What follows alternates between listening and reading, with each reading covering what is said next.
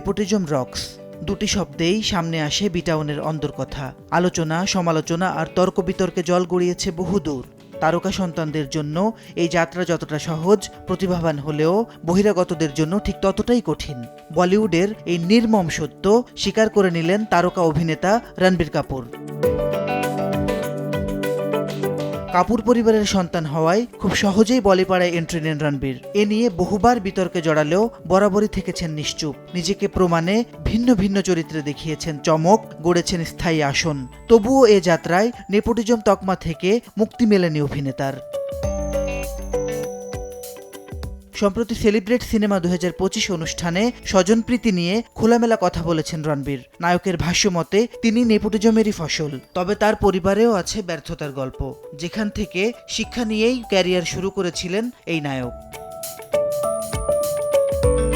Career, ব্যক্তিজীবন দুই জায়গাতেই আলোচনার কেন্দ্রে থাকেন রণবীর। তাকে সবশেষ দেখা গেছে সন্দীপ রেড্ডির এনিম্যালে। মুক্তির অপেক্ষায় রয়েছে রামায়ণ।